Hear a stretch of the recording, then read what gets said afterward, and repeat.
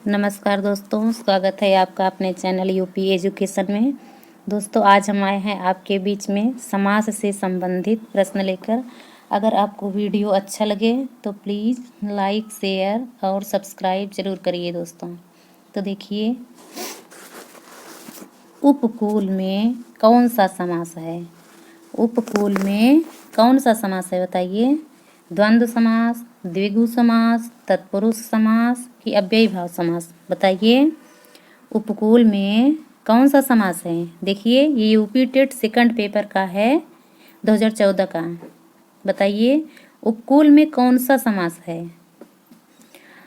देखिए दोस्तों, उपकूल में अव्ययीभाव समास है। कौन सा?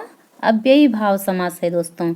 अव्ययीभाव समास में क्या होता है कि पहला पद जो है वह पूर्व पद प्रधान होता है। अव्ययीभाव समास में पूर्व पद प्रधान होता है और उत्तर पद गौण होता है, अथवा इसका पहला पद जो होता है वह अव्यय होता है। क्या होता है?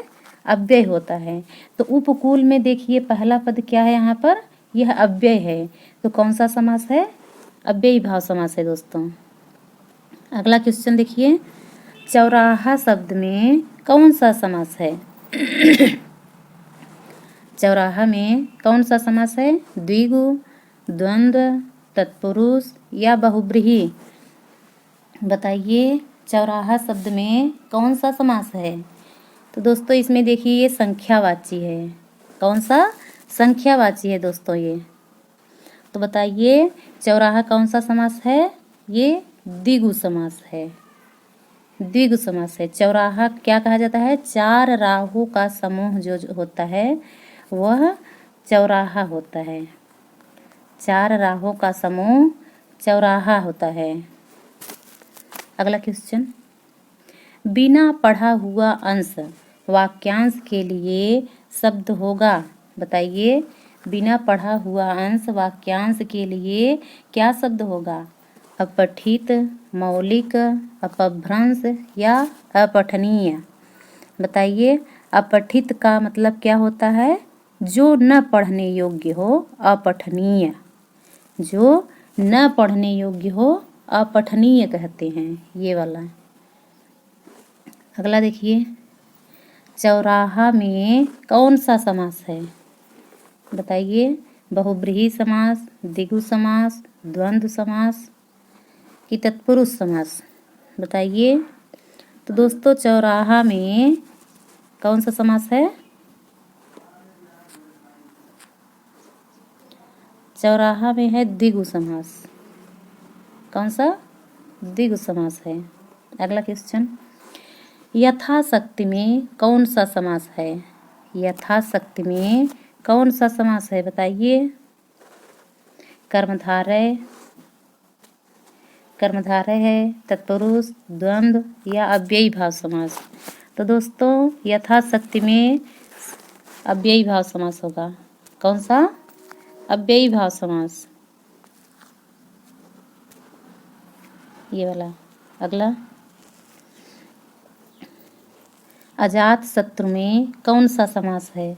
बताइए, अजात शत्रु में कौन सा समास है? तत्पुरुष, द्वंद्व, कर्मधारय या बहुब्रीहि? तो दोस्तों, अजात शत्रु में बहुब्रीहि समास है। कौन सा? बहुब्रीहि समास है। अगला क्वेश्चन, निम्न में से किस शब्द में बहुब्रीहि समास है? निम्न शब्द में किस शब्द में बहुब्रीहि समास है? चौराहा, शताब्दी, पंसेरी या पंजाब? बताइए। तो दोस्तों, इसका सही आंसर होगा पंजाब। क्या होगा? पंजाब। 5 नदियों का समूह पंजाब है। अगला क्वेश्चन, पतझड़ में समास है। पतझड़ में कौन सा समास है? करण, बहुब्रीहि, कर्म या द्वंद्व? तो दोस्तों, पतझड़ में बहुब्रीहि समास होगा। कौन सा? बहुब्रीहि समास होगा पतझड़ में। झड़ते हो पत्ते जिस मौसम में, वह अर्थात पतझड़। अगला क्वेश्चन, बहुब्रीहि समास का उदाहरण नहीं है। कौन सा नहीं है? बताइए। बारहसिंगा, दीर्घ बाहु, पंसेरी या कुसुमायुध? बताइए। तो दोस्तों इसका आंसर होगा पंसेरी। यह बहुब्रीहि समास का उदाहरण नहीं है। अगला क्वेश्चन देखिए, रघुपति शब्द किस समास का उदाहरण है? रघुपति शब्द किस समास का उदाहरण है? द्विगु, द्वंद्व, बहुब्रीहि या कर्मधारय? बताइए। तो दोस्तों इसका आंसर है बहुब्रीहि। रघुपति बहुब्रीहि शब्द का उदाहरण है। स्त्री पुरुष में प्रयुक्त समास है। स्त्री पुरुष में कौन सा समास है? तो दोस्तों इसमें कौन सा समास होगा? द्वंद्व समास। स्त्री पुरुष में द्वंद्व समास है। अगला क्वेश्चन,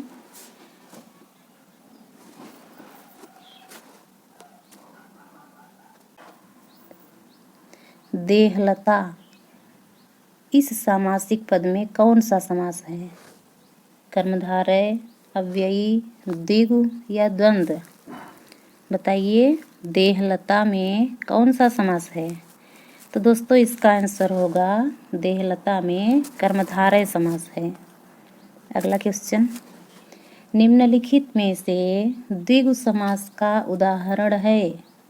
निम्नलिखित में से द्विगु समास का उदाहरण कौन सा है?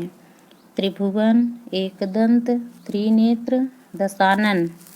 बताइए इसका सही आंसर क्या होगा? तो दोस्तों द्विगु समास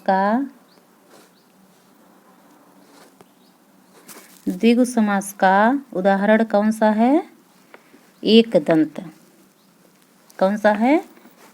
त्रिभुवन, 3 भुवनों का समाहार। एकदंत जो है यह बहुब्रीहि का उदाहरण होगा। जब किसी समास में दोनों शब्द प्रधान हो तो उसे क्या कहते हैं? जब किसी समास में दोनों शब्द प्रधान हो तो उसे क्या कहते हैं? दोस्तों उसे कहते हैं द्वंद्व समास। कौन सा? द्वंद्व समास कहते हैं। जिसमें पहला पद संख्यावाचक हो और जो किसी समूह विशेष का बोध कराए उसे क्या कहते हैं? तो दोस्तों संख्यावाची कौन होता है? द्विगु समास होता है। संख्यावाची द्विगु समास होता है। द्वंद्व समास है। द्वंद्व समास कौन सा है इसमें से? बताइए। तो दोस्तों इसका आंसर होगा नर नारी। यह द्वंद्व समास का उदाहरण है। लिखने पढ़ने में कौन सा समास है? लिखने पढ़ने में कौन सा समास है? बताइए। तो दोस्तों इसका आंसर होगा लिखने पढ़ने में द्वंद्व समास है। अगला क्वेश्चन, अष्टाध्यायी समास है। अष्टाध्यायी समास है। कौन समास? द्विगु समास। यह संख्यावाची है इसलिए अष्टाध्यायी द्विगु समास का उदाहरण है। निम्नांकित शब्दों में से संबंध बहुब्रीहि सामासिक शब्द है। कौन सा है? बताइए। तो दोस्तों ये है दशानन। कौन सा? दशानन है। देखिए छत्तीसगढ़ टेट में पूछा गया क्वेश्चन है। पाकिट मार शब्द में समास है। कौन समास है? पाकिट मार में तत्पुरुष समास है। अगला क्वेश्चन, कौन सा शब्द अव्ययी भाव समास का उदाहरण है? बताइए। अव्ययी भाव समास का उदाहरण कौन सा है? तो दोस्तों ये है आमरण। अव्ययी भाव समास का उदाहरण है। अगला क्वेश्चन, रीति अनुसार का सही संबंध क्या है? रीति अनुसार का सही संधि विच्छेद है क्या है? बताइए। तो दोस्तों इसका आंसर होगा रीति अनुसार इज रीत्यानुसार। अनुरूप समस्त पद में कौन सा समास है? अनुरूप समस्त पद में कौन सा समास है? तो दोस्तों ये समास है अव्ययी भाव समास। कौन सा? अव्ययी भाव समास है। चौमासा में समास है। चौमासा में कौन सा समास है? तो दोस्तों चौमासा में होगा द्विगु समास। कौन सा? द्विगु समास होगा। अगला देखिए, चूहा बिल से बाहर निकला, इसमें कौन सा कारक है? एक से का अर्थ होता है दोस्तों संबंध और दूसरे का होता है अलगाव। अलगाव का कौन सा कारक है? वह अपादान है। चूहा बिल से बाहर निकल रहा है अर्थात अलग हो रहा है, तो इसमें कौन सा कारक होगा बताइए? अपादान कारक। कौन सा? अपादान कारक है। पंकज में कौन सा समास है? पंकज में कौन सा समास है बताइए? तो दोस्तों पंकज में बहुब्रीहि समास है। कौन सा? बहुब्रीहि समास है। तो दोस्तों आज का वीडियो हमारा समाप्त होता है। अगर आपको वीडियो अच्छा लगे तो प्लीज़ लाइक, शेयर और सब्सक्राइब जरूर करिए। Thank you.